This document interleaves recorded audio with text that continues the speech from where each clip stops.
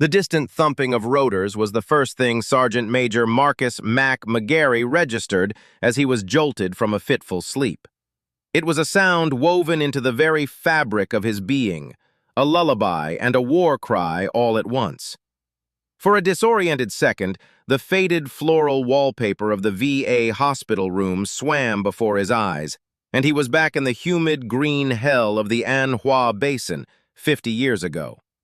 But the smell of antiseptic and the dull ache in his knee, a gift from a piece of North Vietnamese shrapnel, quickly anchored him in the present. He was 81 years old. A lifetime of hard miles, strong tobacco, and stronger whiskey showed on his face, a topographical map of wrinkles and sun damage.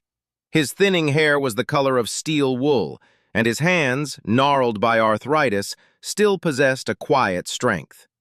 On his bony chest sat a faded tattoo of the eagle, globe, and anchor, the ink bleeding into the surrounding skin like an old wound. The TV in the corner, usually tuned to mind-numbing daytime soaps, was on. A young, fresh-faced correspondent was standing in a dusty, sun-blasted landscape, gesturing towards a ridgeline. The caption read, "Live, Eastern Province." Mac reached for his glasses on the nightstand, knocking over a plastic cup of water in the process. He didn't care. He turned up the volume. A critical situation developing for coalition forces. For the past 72 hours, a single enemy sniper, positioned in what analysts are calling an unassailable vantage point, has held up the entire advance on the strategic city of Kunduz. The sniper, believed to be using a high-caliber rifle, has effectively shut down a major supply route and pinned down 2 Marine infantry companies. Multiple attempts by Marine scout snipers to neutralize the threat have failed.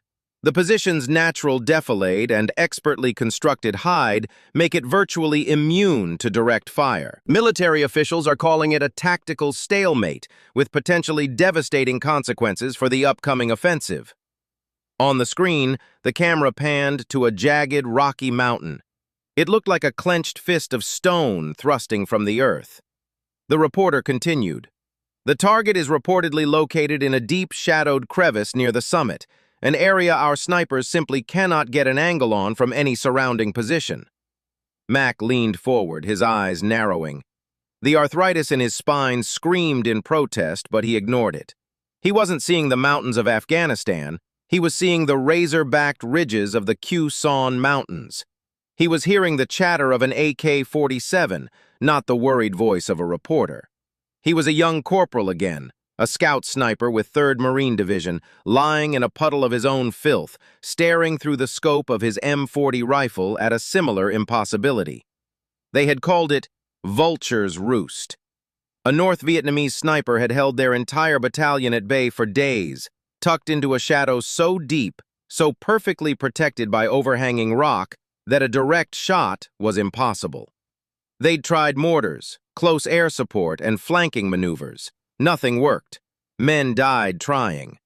Then an old French Foreign Legion veteran, a coffee farmer who had fought at Dien Bien Phu, had wandered into their camp. He didn't speak much English, but he drew a diagram in the dirt. He showed them the one thing the terrain couldn't protect, the air itself. Max stared at the TV. The reporter was wrapping up, his tone somber. For the Marines on the ground, the situation grows more desperate with every passing hour. Something clicked in Mac's mind. It wasn't a conscious decision, it was a force of habit, a muscle memory of duty. He wasn't Sergeant Major McGarry retired, he was just a Marine. He swung his legs out of bed, the linoleum cold against his bare feet. He pulled on a pair of worn-out jeans and a flannel shirt over his hospital gown, a bizarre and defiant uniform. He ignored the call button for the nurse. He had a memory to chase. It took him 3 phone calls. The first was to the base operator at Camp Lejeune, who thought he was a confused old man and almost hung up on him. The second was to the public affairs office, where a polite but harried lieutenant told him, "Sir, I appreciate you calling, but we have a whole team of experts on this.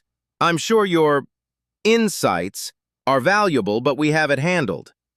Max simply grunted and asked for the number of the Regimental Combat Team's Operations Center in Afghanistan.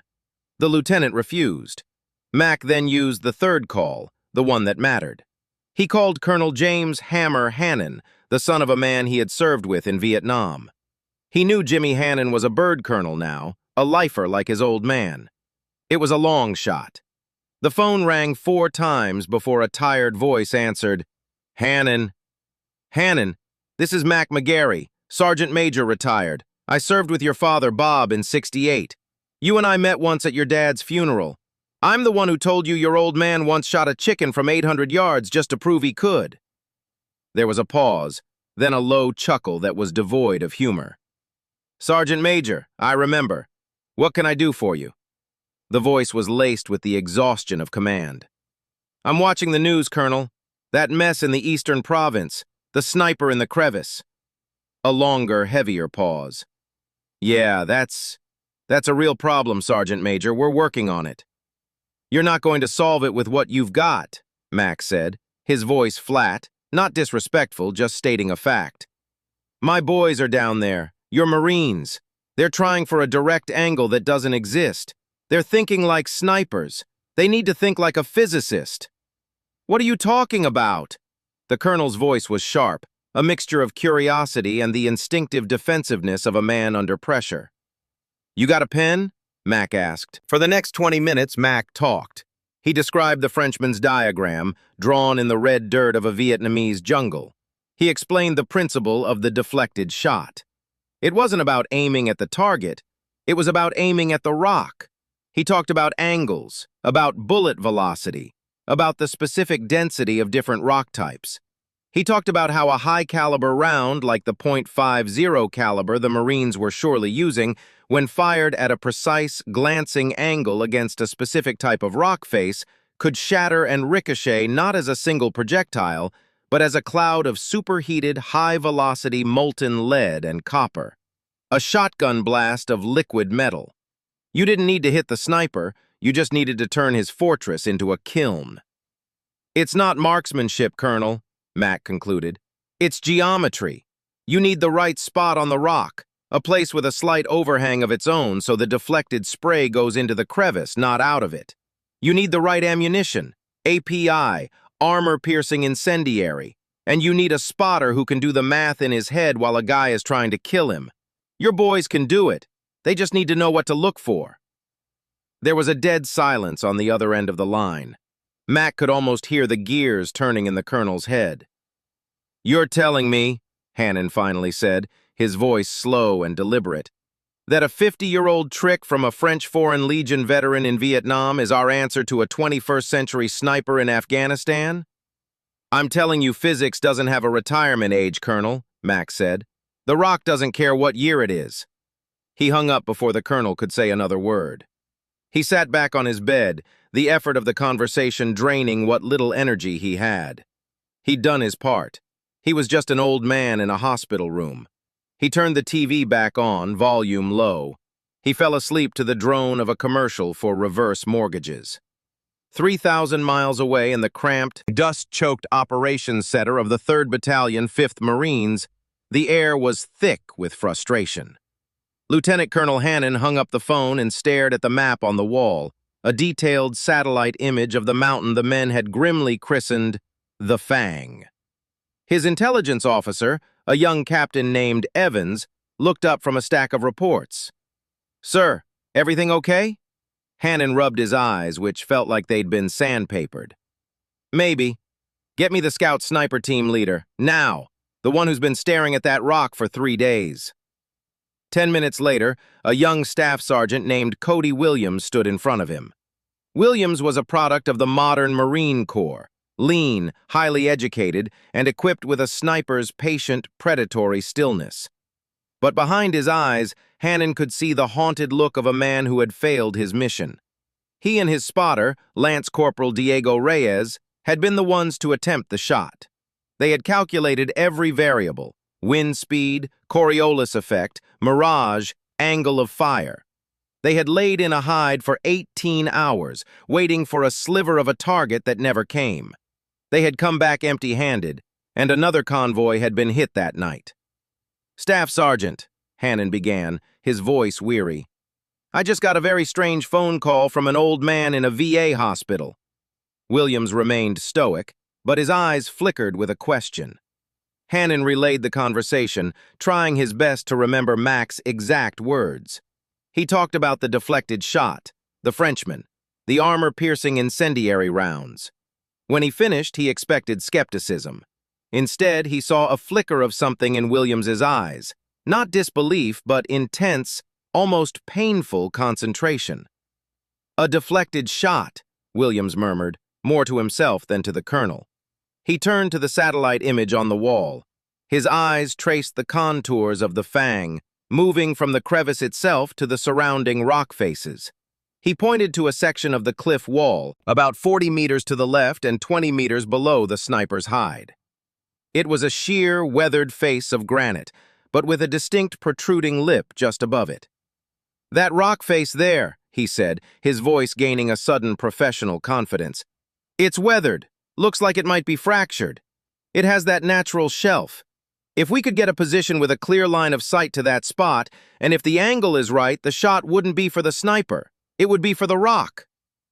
Hannon looked at the map, then back at Williams. He wasn't a sniper, but he understood tactics. "Can you do it? Can you find a position to hit that rock?" Williams was already running the calculations in his head, visualizing the terrain from a dozen different angles. "We'd have to move. Our current hide is useless for this. We'd need to get to the southern finger ridge. It's a more exposed approach, and it's a longer shot to that rock face, maybe 1,200 meters. But from there, the geometry might just work." "Can you make that shot?" Hannon pressed. Williams looked at the colonel, the weight of 3 days of failure pressing down on him. He thought of the families of the Marines in the stalled convoys, the ones who had been hit. He thought of the old man, whoever he was, who had called from a hospital bed with an answer from a forgotten war. "I don't know, sir," he admitted honestly, "but I know a spotter who can calculate a firing solution for a shot that's never been tried before. And I know a rifle that can send a .50 caliber round exactly where I tell it to. We'll make it work." "Then get Reyes, grab your gear and get to the southern ridge. I'm authorizing the use of API rounds. And Williams," Hannon added, his voice hard, "that old man's name is McGarry, Sergeant Major McGarry. He was a sniper in Vietnam. He watched his friends get picked off by a man in a hole just like this one. A French Foreign Legion vet showed him this trick. Don't you let his memory down." Williams just nodded, a new fire in his gut. He left the ops center and found Reyes cleaning his spotting scope. "Reyes, pack it up. New plan. And bring your calculator. We're going to do some math that they definitely didn't teach us in sniper school." The move to the southern finger ridge was a nightmare. It was a spine of bare rock exposed to the enemy's view. They moved under the cover of a moonless sky, each footstep a potential disaster. They carried the M107.50 caliber rifle, a beast of a weapon that weighed nearly 30 pounds, plus the special API ammunition, heavy rounds with a steel penetrator and an incendiary charge inside. They moved for 6 hours, navigating by starlight and the terrain they had memorized from satellite photos. By the time the eastern sky began to lighten, they were in position. Williams and Reyes lay in a shallow depression on the ridge, a position so uncomfortable it was almost perfect. It offered no cover, only concealment. Below them, the valley was still shrouded in shadow. Across the chasm, the fang loomed, its features slowly emerging in the pre-dawn light.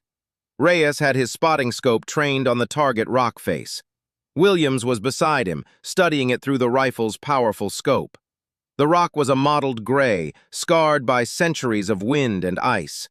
The natural lip the colonel had pointed out was there, a slight overhang. It was perfect. "Okay, Diego," Williams whispered, his voice calm despite the adrenaline coursing through him. "Let's do this. I need the angle of incidence. I need the estimated density of the granite. I need the ballistic coefficient of the API round at this altitude. And I need to know, based on all that, exactly where on that rock face I need to put this round to create a spray that goes under that lip and into the crevice." Reyes, a wiry kid from Texas with a mind for numbers that bordered on the obsessive, didn't flinch. This was why they were a team. Williams was the artist, the one who could feel the wind and the trigger. Reyes was the scientist. He pulled out a small, ruggedized tablet and a laser rangefinder. He ranged the rock face, 1,247 meters. He calculated the angle from their position, 23 degrees downward. He pulled up geological data on the tablet, estimating the density and friability of the granite. He then began to scribble furiously in a waterproof notebook, muttering to himself. Okay, velocity, 854 meters per second. Energy on impact, roughly 18,000 foot-pounds, enough to fracture and liquefy. Angle of deflection based on rock density. If we aim for the microfissure here, he drew a crude diagram, then pointed to a spot on the rock face. There, aim for that dark patch, the one that looks like a scar. It's a natural weakness. If you hit that at precisely 23 degrees, the core of the round should penetrate a few inches. The incendiary element will ignite, and the combined force should blow a shower of molten rock and metal up and in, following the path of least resistance, which is under that lip and straight into their hide. Williams looked through his scope. The dark patch was barely visible, a subtle shift in color on the gray rock. A target no larger than a dinner plate, over 1,200 meters away, in a combat zone, with a sniper somewhere above them waiting to kill anyone who moved. It was insane. It was impossible. It was the most brilliant thing he'd ever heard. Under that lip and in, Williams repeated, committing the image to memory. Okay, let's work up the full dope. Winds from the west at 6 knots, gusting to 9. Temperatures dropping. I need the adjustment. For the next hour, as the sun crept over the mountains, they worked. Reyes fed Williams data, windage, elevation, the Coriolis effect, the spin drift of the round. Williams adjusted the massive scope on the M107, each click of the turret a tiny step towards an uncertain outcome. They were completely exposed. If the enemy sniper spotted their position, they were dead. But they had to trust in the failing light, in their camouflage, and in the arrogance of an enemy who believed his position was invincible. Finally, the moment came. The light was perfect. The wind had died down to a faint whisper. I have a solution, Reyes said, his voice trembling slightly. He read off the final adjustment. 1 click up, half a click left. Send it when ready. Williams took a deep breath, letting it out slowly. He placed his cheek on the stock, his eye finding the reticle. The crosshairs settled on the tiny, dark scar on the rock face. It was just a rock, a dumb, ancient piece of geology. But in his mind, he saw the geometry. He saw the line of fire, the impact, the violent transformation of metal and stone into a jet of liquid death. He saw Sergeant Major McGarry, an old man in a hospital bed who had handed him the key. He held his breath, his heart slowing to a calm, steady rhythm. The world shrank to the space between his eye and that scar on the rock. His finger took up the slack on the trigger. Boom! The M107 roared, a deafening crack that echoed across the valley. The massive recoil slammed into Williams's shoulder. Through the scope, he saw a puff of dust blossom on the rock face, exactly where he had aimed. For a split second, nothing happened. Then, from the dark crevice high above, there was a flash. Not the muzzle flash of a rifle, but a dull orange glow from within. It was followed by a scream, cut short, and then a thin wisp of smoke that curled from the opening, carried away on the morning breeze. The kill shot hadn't been a bullet, it had been a blast furnace. Silence descended on the valley, deeper and more profound than before. Williams and Reyes lay frozen, waiting for a reaction, for a return shot. None came. The lair of the invincible sniper had become his tomb. They didn't celebrate. There was no cheering, no high fives. They simply lay there for a long moment, the weight of what they had just done pressing down on them. It was a shot that defied every rule they had been taught. It was a shot from history. Slowly, carefully, they packed up their gear. As they began the treacherous crawl back off the ridge, the radio in Williams's pack crackled to life. It was the battalion commander's voice, tight with controlled emotion. Williams, Reyes, the supply route is opening. The pressure on the company is breaking. Good job. Get your asses back here.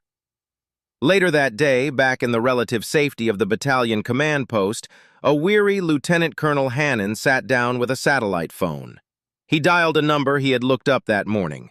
It rang several times before a tired female voice answered. Bedford VA Medical Center, 3rd floor. I'm trying to reach a patient, Sergeant Major Marcus McGarry. There was a pause. Oh, Mr. McGarry. Just a moment, sir, I'll put you through to his room. The phone rang again. Once, twice, 3 times. Finally, it was picked up. Mac's gruff voice came on the line. Yeah? Sergeant Major, Hannon said, his voice thick. It's Colonel Hannon. It worked. Your method. The deflected shot. Staff Sergeant Williams made the shot this morning. The sniper is dead. The pass is open. You saved lives today, a lot of lives. There was a long silence on the other end. Hannon thought for a moment the line had gone dead. Then he heard a slow, heavy breath. Good, Mac said, his voice quiet, stripped of its earlier gruffness. It wasn't triumphant. It was simply the word of a man who had just seen a 50-year-old ghost finally put to rest. Tell your boys. Tell them they did good. I will, Sergeant Major. I'll make sure they know it was you. Another pause. Don't bother, Colonel. They're the ones who pulled the trigger. They're the ones who had the guts to try something that sounded crazy. Just make sure they know that sometimes the answers aren't in the manual. Sometimes they're in the dirt, left by men who fought a long time ago. Tell them to keep their heads down. The line went dead. Hannon stared at the phone for a long time. In a dusty ops center in Afghanistan, he thought of an old man in a hospital bed 3,000 miles away. He thought of a French Foreign Legion veteran, a man whose name he would never know, drawing a diagram in the dirt of a jungle half a century ago. And he thought of his 2 young snipers, Williams and Reyes, who had trusted in the strange geometry of a forgotten war. The shot had spanned not just a valley, but 50 years. It was a link in an unbroken chain of duty, a quiet testament to the idea that some lessons, hard won in blood and fire, never truly fade away. They just wait for the right moment to be remembered.